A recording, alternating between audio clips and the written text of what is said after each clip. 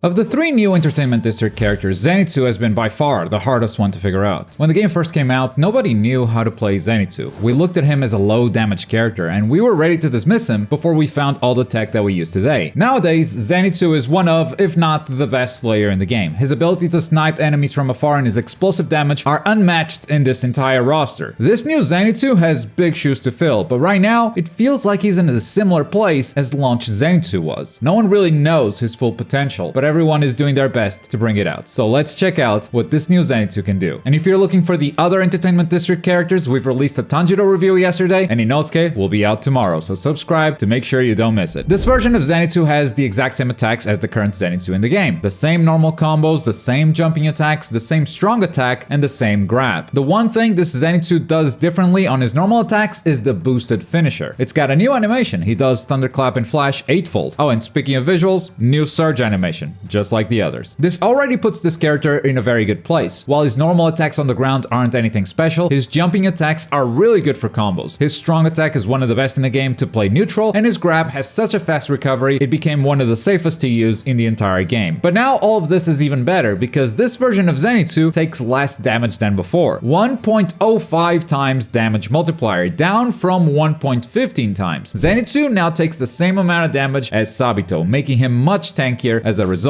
If you're worried about his dash speed because there were some changes in the other characters, this one has stayed exactly the same. Zenitsu had a level 2 dash speed, he still is a level 2. But that's not saying much if we don't look at his special moves, so let's dive into it. First up, his skill is Lightning Burst. This move is what we call a Rekka in fighting games. If you press it once, Zenitsu will swing his sword twice. If you press it again, he will throw an extra swing with no extra meter spent. So every time you use this, you have the option to just throw 2 slashes or go all the way and use the finisher too. But Globku, if it's free, why wouldn't we use it all the time? Great question, Ramen Guy. Indeed, in a combo you will most likely want to use it all the time, as this is Zenitsu's most damaging ability, and most of that damage lies in that final slash. You can even follow this ability up with a dash or another one of your skills. So absolutely, if you hit the opponent, always use that follow-up. But when the opponent blocks your attack, you will be safe as long as you don't do it, because if the follow-up is blocked, Zenitsu is actually unsafe. Now that's usually not a problem, because even if the opponent blocks, Zenitsu can still do other moves, but that can be a very expensive game plan. Still, this ability can be good for applying pressure, not only because you keep the opponent guessing, but it deals decent guard damage. Doesn't make Zenitsu a guard break specialist, but if the guard is looking red, this could be the ability that breaks it. Now this isn't just a pressure and combo tool, this is actually a neutral tool as well. Instead of using your Thunderclap and Flash or your Prime like the previous Zenitsu, you can use this ability to approach your opponent, as the jumping version really zooms from far away. And as it turns out, that's just one of Zenitsu's best combo starters. But let's move on to his signature move. It wouldn't be Zenitsu without the tilt skill, Thunderclap and Flash. And while it may not seem like it at first, this is a very different move from before. First up, on the ground, the startup is much bigger than previously. Luckily, in the air, it is pretty much the same. However, the follow-ups on the ground are so much faster once this ability connects, meaning this won't take up as much of your combo timer, which is especially useful while in Surge. The new TCF does have one slight advantage, which is crumpling the opponent as long as they are on the ground, and this happens regardless of whether you use the air version or the ground version. There is, however, one major downside to this move, and that happens on block. Previously, Zenitsu could just chain these together, no matter if you were blocking or getting hit. And now, if this move is blocked, Zenitsu cannot cancel it into anything else. Not another TCF, nor his DP or his skill move. The only thing he can do here is jump or dodge cancel. Once again, making his game plan extremely expensive. On top of that, this move is actually 2 hits. Just doing this ability once, you can look at the combo timer, you will see that it hits twice, which is absolutely terrible for combo scaling. And that would be fine if it dealt good damage, but unfortunately, it's barely more than the old Zenitsu's tilt skill. It's about the same damage, but applying double the scaling, and that's really bad. Of course, we're talking about TCF here. We're not even talking about Prime, because that's almost double the damage that this deals. But Globku, the old routes are so cool, don't they work anymore? That's another very good question, Ramen Guy. Damn, you're on fire today. They kind of work, but the damage is really not impressive, and also, your meter is just gone. And that's because you can't dash after TCF for free in any situation anymore. And that really just solidified our previous special, the Lightning Burst, as the go-to skill to deal damage in combos. That's not to say this TCF is useless, you can still counter-approach your opponents with a jumping move and snipe them from really far away. It's still a valuable neutral tool, and on hit, you can confirm it to Zenitsu's skill button, but on block, it's so much more unsafe now, meaning you might have to spend extra meter just so you don't get punished. And last but not least, we have his guard skill, Encompassing Slash, which is this Zenitsu's version of Air Spin. It's still a DP, it has the invulnerable startup, and if it's blocked, it can be punished. But it's so much worse than before. As a reversal, this move isn't bad. It covers a decent area, you can still dash up for free and go for an air combo, but what made Air Spin so powerful was the fact that you could cancel it from anything. It didn't matter whether you hit the opponent or if they blocked, or even if you whiffed your move. Zenitsu was always a dangerous character to punish because until he whiffs their Air Spin, the character was just safe. Well, not anymore. If your TCF gets blocked, you can't cancel into this move anymore. I don't think that's a bad thing for the game though. It does make this version of Zenitsu a bit more honest. In fact, if anything is wrong, it's the other Zenitsu. That's way too powerful in my opinion. But that does mean that Zenitsu players will have to approach the game differently. This does not feel like a remixed Zenitsu moveset. This feels like a brand new character, with a playstyle that Zenitsu mains may not be super familiar with. And while that may upset some former Zenitsu mains who were looking to play this version, I think that's really good. It's impressive how changing 3 moves in a character makes them approach the game in a completely different way. And discovering this Zenitsu has been just as fun as discovering a brand new character. And to wrap up his moves, we've got his ultimate. The activation is very similar to the previous one. It's a high-speed dash, and even though it looks like it hits from very far away, the range is decent, but nothing that crazy. The hitbox is much better this time around. It's easier to land this one. There aren't as many height problems as last time. And if it connects, we get to enjoy Godspeed.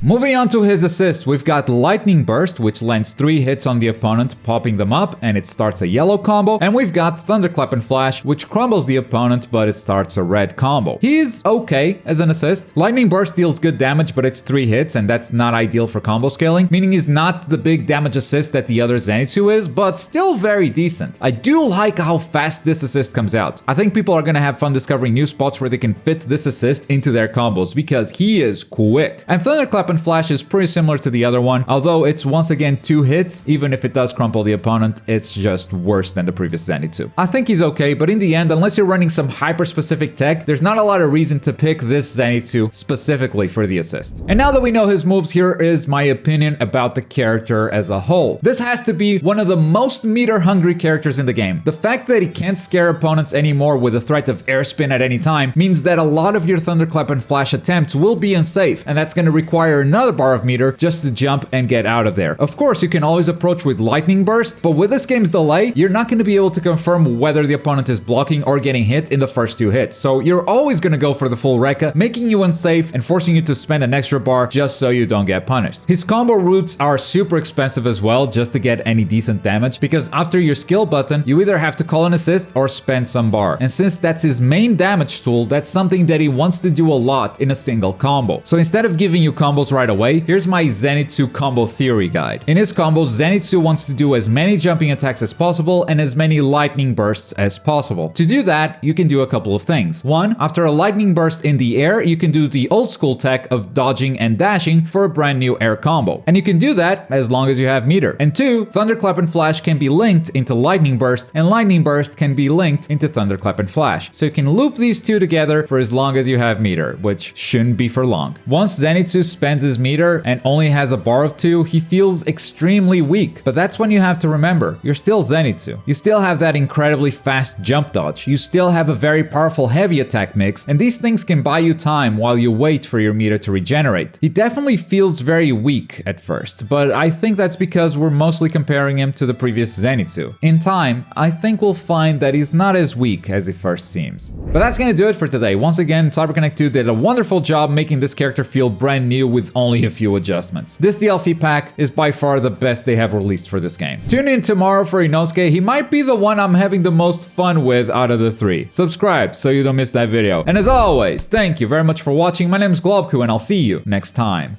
Bye!